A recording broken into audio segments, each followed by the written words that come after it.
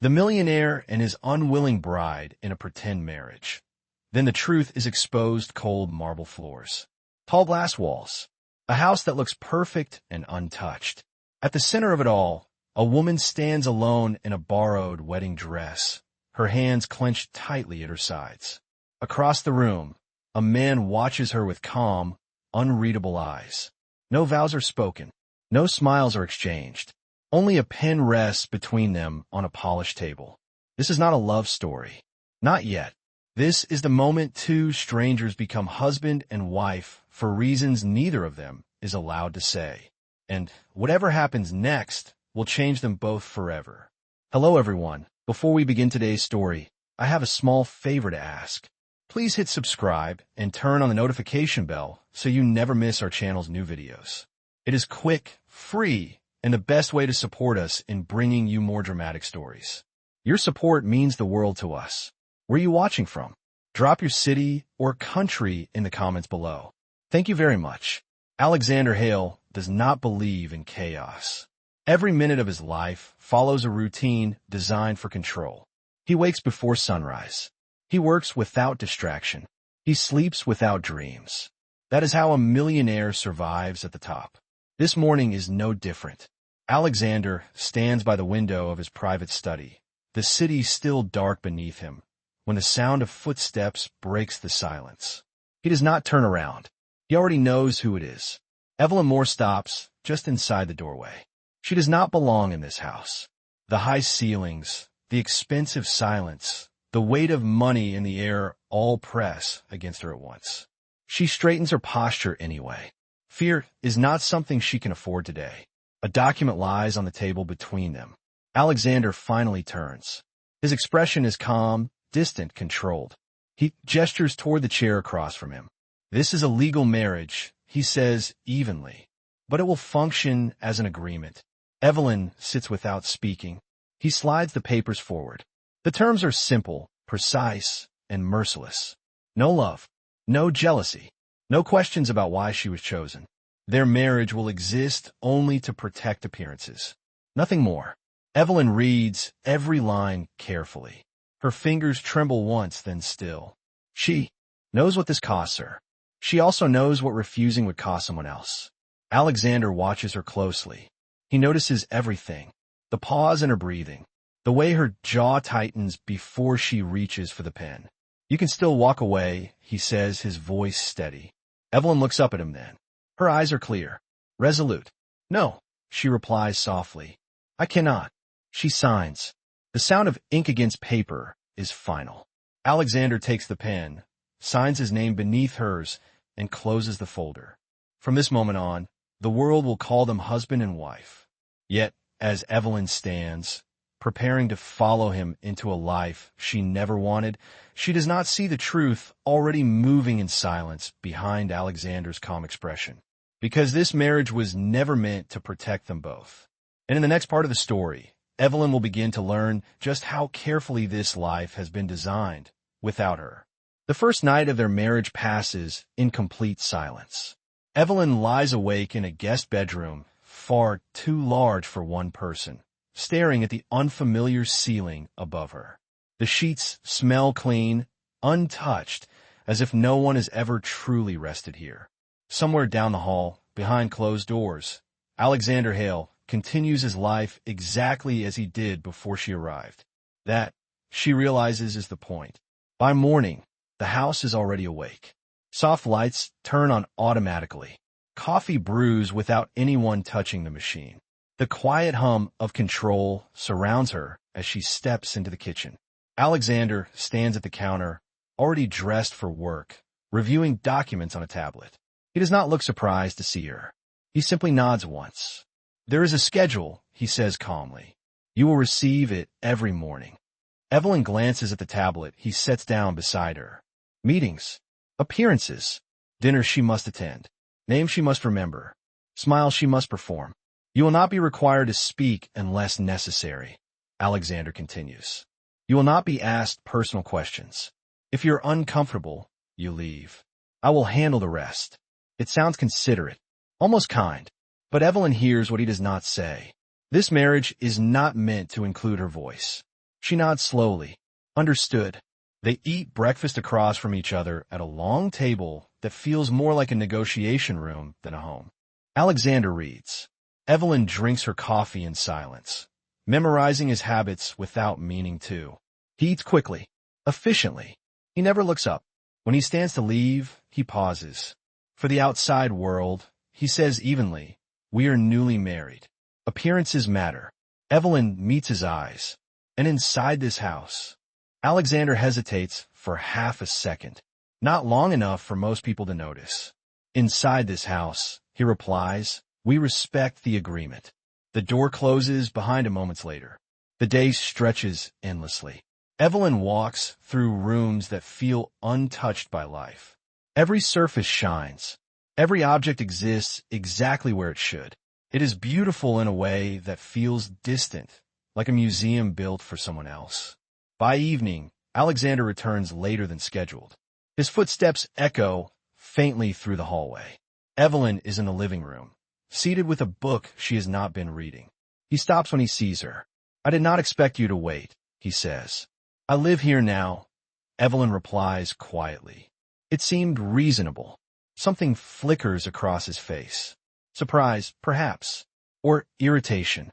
He nods once and moves past her. Dinner is served by staff who avoid eye contact.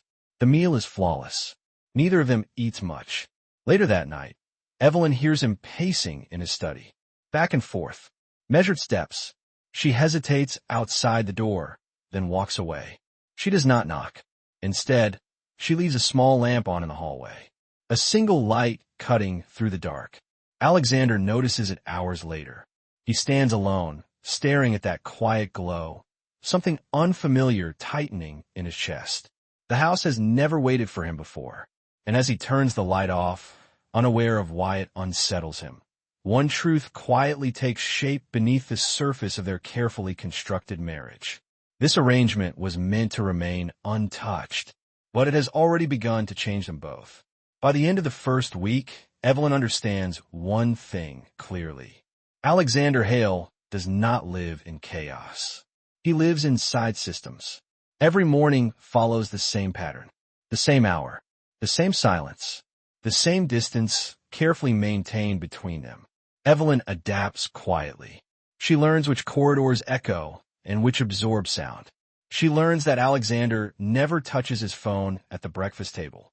She learns that he leaves his study door open when he wants to be, left alone, and closed when he is not sleeping at all.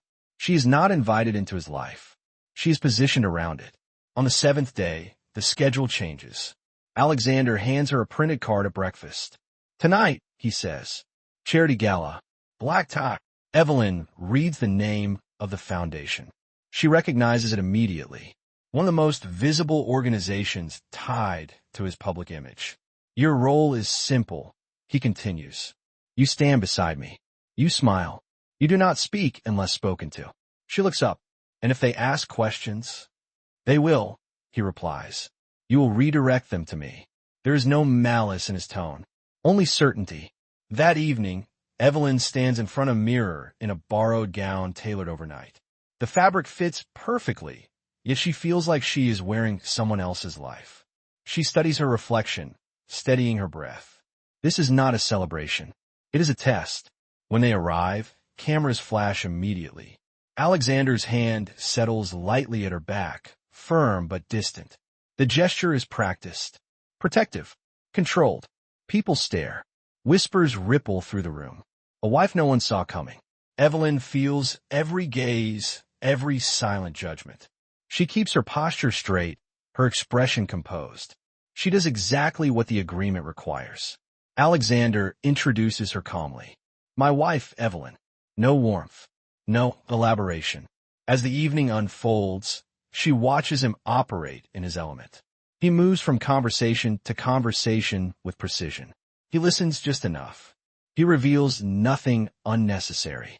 He never falters. At one point, a woman steps too close. Her smile is sharp, curious.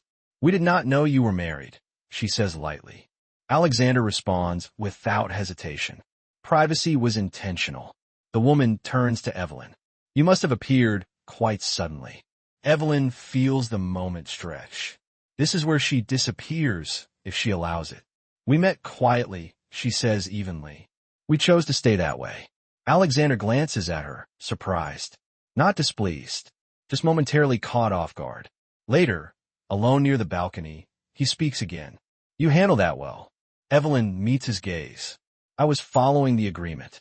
Yes, he replies. You were. But something has shifted. When they return home late that night, the house feels colder than usual. Alexander removes his jacket, pauses, then speaks without turning around. You did not have to answer for me. Evelyn rests her hand on the back of a chair. If I am going to stand beside you, she says quietly, I will not be invisible. He turns then. For the first time, he truly looks at her. The silence stretches between them, heavy and unresolved. Later, Evelyn lies awake again, replaying the night. The stairs, the questions, the way Alexander's hand tightens slightly at her back when the cameras surge forward. She tells herself it means nothing. Across the house, Alexander sits alone in his study, the gala still echoing in his thoughts. Not the investors, not the speeches. Her voice, clear, calm, unafraid. This arrangement was meant to be mechanical, predictable, safe. But tonight proved something neither of them planned for.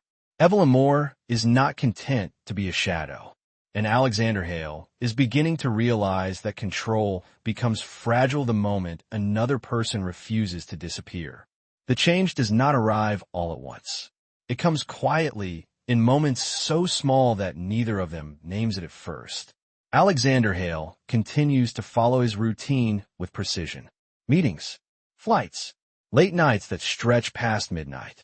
Yet something has shifted in the spaces between those hours. Evelyn begins to notice it when he starts coming home later than usual. Not because he tells her, but because she hears his footsteps. One night, she finds him standing alone in the kitchen long after the staff is gone, staring at a cup of untouched coffee. The lights above him are too bright, the silence too sharp. You forgot to eat, she says gently. Alexander looks at her as if she has spoken in another language. I was not hungry, he replies. Evelyn does not argue. She simply moves past him, turns the stove on, and begins to prepare something simple. Nothing elaborate, nothing intrusive. She places a plate on the counter and steps back. If you want it, it is there, she says. If not, that is fine. She leaves the room. Alexander remains where he is. Several minutes pass before he sits down. Another night, Evelyn notices the lights in his study still on at 2 in the morning. The door is closed. She hesitates, then places a glass of water outside the door and walks away. She does not knock. She does not ask questions. She lets the gesture speak for itself. Alexander finds the glass later. He stares at it longer than he should. He does not know why it unsettles him. Slowly, the house begins to feel different. Not warmer, not softer, just less empty. Evelyn never asks about his past, never presses him to explain the shadows under his eyes or the tension that tightens his shoulders when his phone vibrates late at night. She simply exists. One evening, after a difficult board call, Alexander returns home visibly shaken. His expression is controlled, but his movements are sharper, more rigid. He removes his jacket with unnecessary force. Evelyn is in the living room, reading quietly. She looks up and sees it immediately. You can sit, she says, gesturing to the chair across from her. You do not have to talk. Alexander hesitates. Then he sits. Minutes pass in silence. The clock ticks softly on the wall. Evelyn turns another page. His breathing begins to slow. Later that night, Alexander wakes from a nightmare he does not remember fully. His heart is racing. His hands are clenched. For the first time in years, he does not get out of bed and work through it. Instead, he sits there in the dark, listening. A faint light glows in the hallway. Evelyn left it on again. The next morning, Alexander notices that Evelyn has adjusted her schedule. She leaves the house later now. She returns earlier. She eats when he eats. She leaves space when he withdraws. None of it feels calculated. That is what disturbs him the most. At a public event days later, someone comments casually, "You look different, Alexander." More settled. Evelyn hears it too. Alexander does not respond immediately. His gaze drifts to where Evelyn stands a few feet away, quietly observing the room. Appearances can be misleading, he says at last, but the words feel unconvincing even to himself. That night, as they stand side by side in the quiet of the house, Alexander speaks without looking at her. You do not behave like someone in a contract marriage, he says. Evelyn considers this. I behave like someone living here. The answer stays with him long after she leaves the room. Alexander Hale built his life on control, on eliminating variables before they could threaten him. But Evelyn Moore was never part of the equation. And as her quiet presence continues to soften the edges of his carefully constructed world, a dangerous truth begins to take shape beneath the surface. The longer she stays, the more he stands to lose, and neither of them is ready for what comes next. The first sign that something is wrong comes from outside the house. It arrives in the form of a quiet phone call Alexander Hale takes late one afternoon, his voice low, his posture rigid as he listens. Evelyn is nearby, arranging flowers that were delivered earlier that day. She does not mean to hear anything, but she hears her name, not spoken aloud, typed.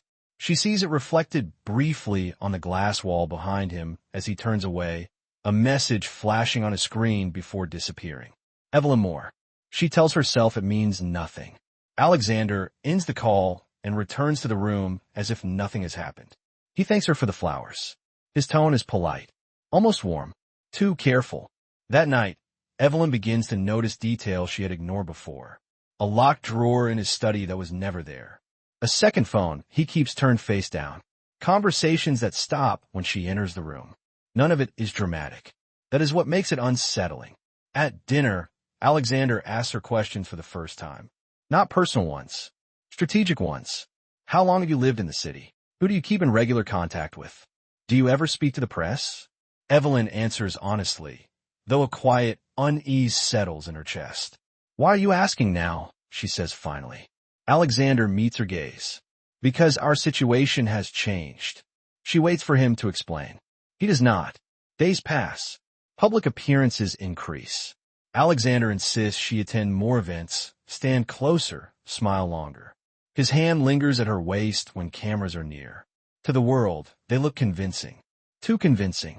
One evening, after a formal dinner, Evelyn overhears a conversation she was never meant to hear. She stands at the top of the stairs as voices drift up from the study below. A man speaks first. Controlled. Clinical. She fits the profile. No scandals. No powerful family. No prior exposure. Alexander responds without hesitation. That is why she was chosen. Evelyn freezes. Chosen. The word echoes in her mind as she retreats silently to her room.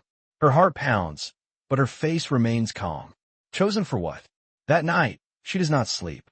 She replays every moment, every question, every coincidence. Every time Alexander seemed to know what she would say before she said it. She remembers the contract, the clause she barely noticed. No questions about why she was chosen. The next morning, Evelyn does something she has not done since the marriage began. She looks through the papers again. Every line, every word. Her hands tremble as understanding begins to form. Incomplete, but dangerous. Meanwhile, Alexander sits alone in his office, staring at a confidential file bearing her name. Inside are details no husband should know so thoroughly. Background checks, risk assessments, predictions. He closes the file slowly. This was never meant to go this far. The marriage was supposed to be simple, temporary, contained. But Evelyn was not supposed to soften his life. She was not supposed to matter. Now, every calculated move feels heavier. That evening, Evelyn confronts him gently, testing the ground beneath her feet. You never told me why I was chosen, she says quietly. Alexander stiffens almost imperceptibly. It was practical. For whom? She asks. For both of us, he replies. It is not a lie. It is not the truth either. Evelyn studies his face, searching for something she cannot yet name. She nods once. I see. But she does not. Not fully. As Alexander watches her leave the room, a realization settles in his chest with quiet dread. The longer she stays unaware, the deeper the damage will be. And when the truth finally surfaces, it will not only destroy the marriage, it will destroy the fragile trust that has already begun to feel real.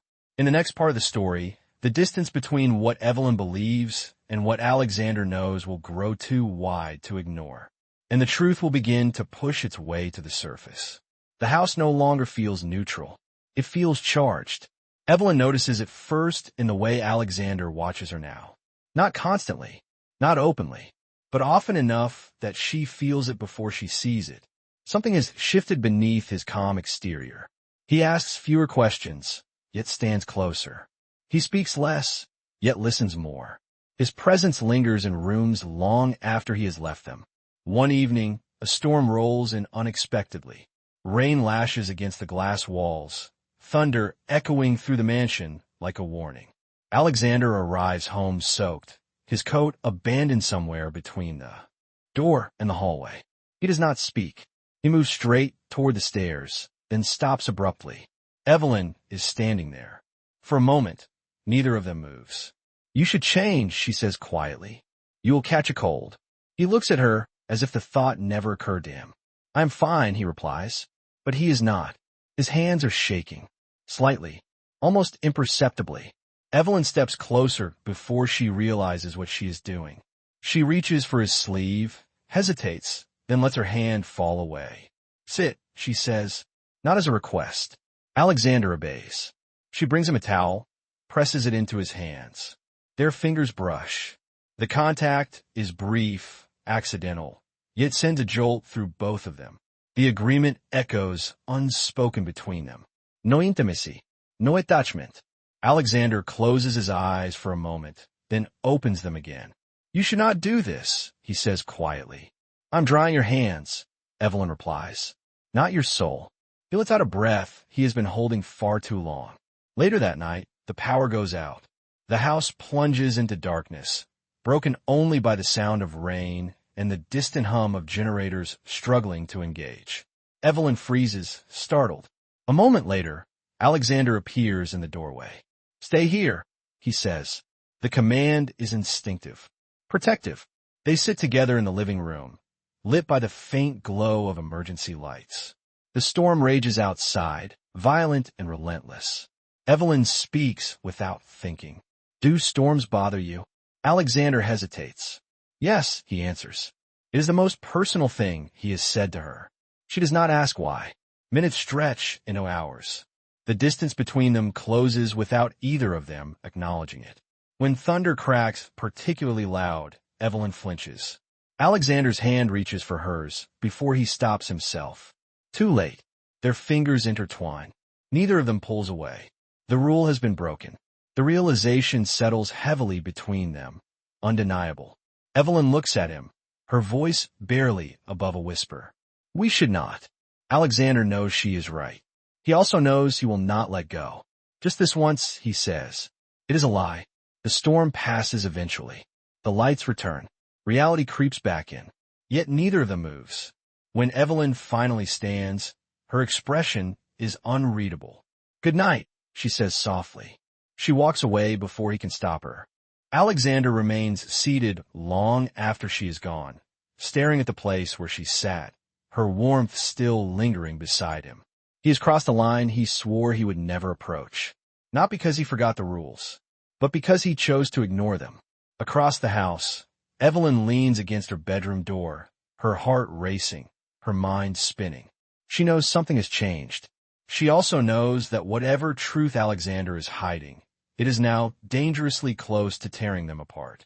Because feelings, once allowed, do not retreat quietly. And in the next part of the story, the consequences of that single broken rule will begin to surface in ways neither of them can control. The marriage was meant to be pretend, but the damage is about to become very real. The truth does not arrive loudly. It does not come with shouting or confrontation. It arrives quietly, like something that has been waiting patiently for the right moment to surface. That moment comes 3 days after the storm. Evelyn returns home earlier than usual. The house is unusually still. No staff, no movement, the kind of silence that feels deliberate. She walks past Alexander's study and notices the door is slightly open. That never happens. He had clearly been interrupted before he could lock the drawer. Inside, his desk is covered in documents. Folders stacked neatly. One of them lies open, turned just enough for her to see her own name printed clearly across the top. Evelyn Moore. Her chest tightens. She steps closer, telling herself she will only glance.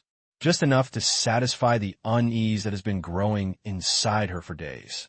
What she sees stops her breath completely. Dates, notes, background details, her education, her family history, her financial vulnerabilities, even moments she thought were private. Her hands begin to shake as she turns another page.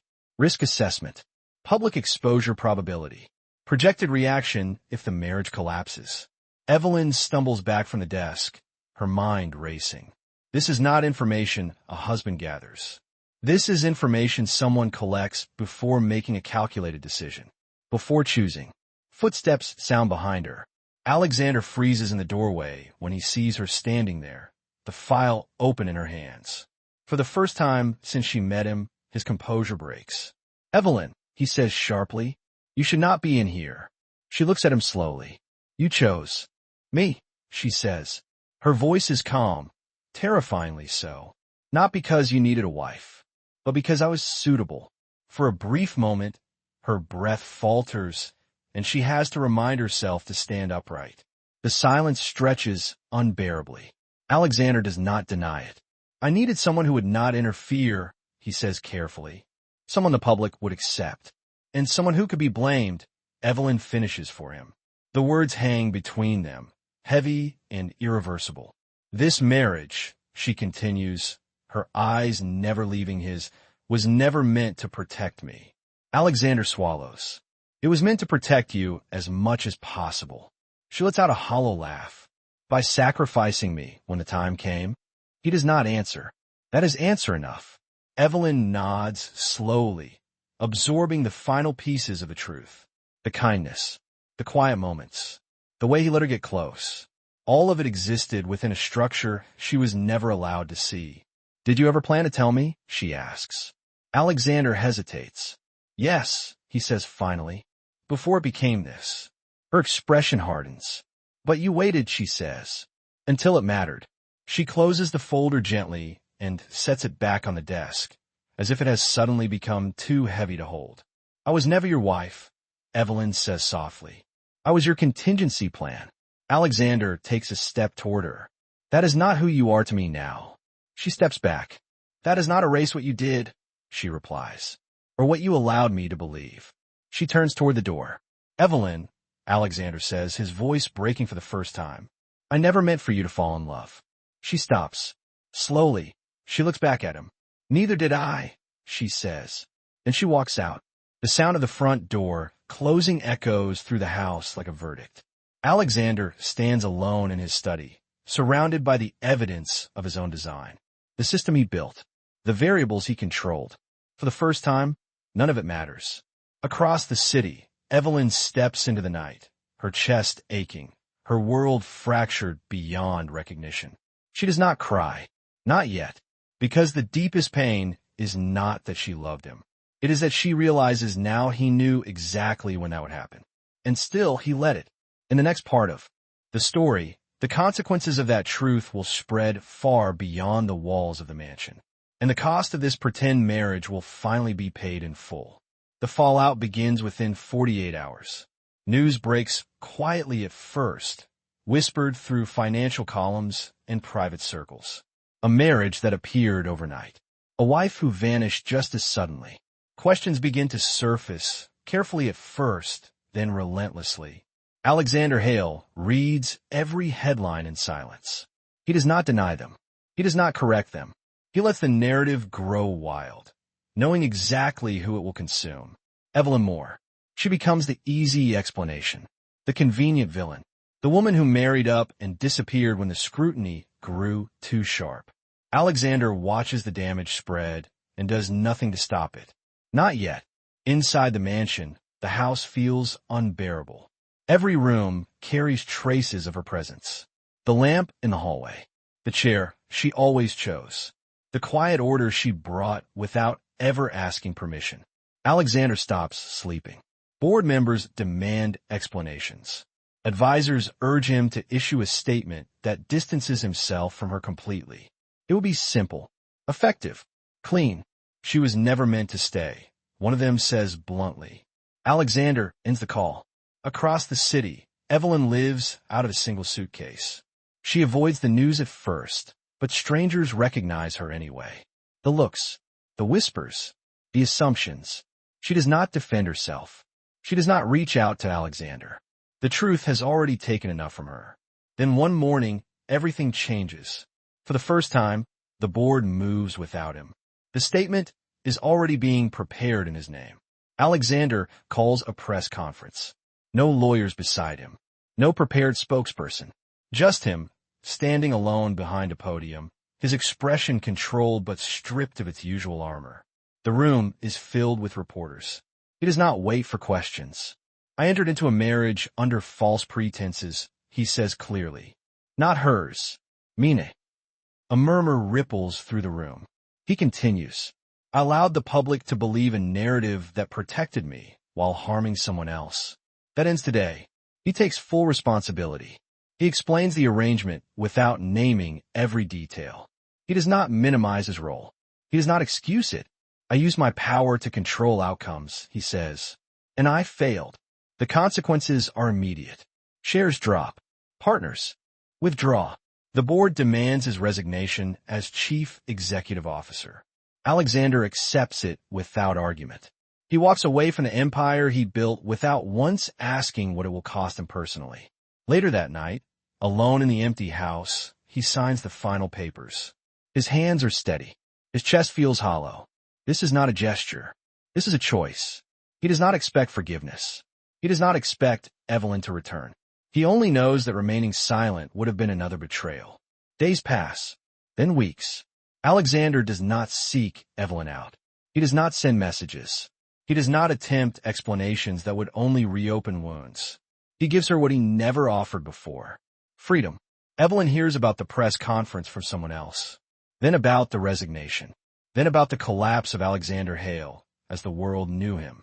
She sits alone, absorbing it slowly. It does not erase what he did, but it changes something. For the first time since the truth came out, she allows herself to breathe. Alexander no longer hides behind control, no longer protects himself at her expense. That night, Evelyn finally cries, not for the marriage, but for the version of herself who walked into it believing she was seen. Across the city, Alexander stands in the darkened hallway of his mansion, the lamps still off now, the silence complete. He has lost everything he thought defined him, and for the first time, he understands what redemption actually costs.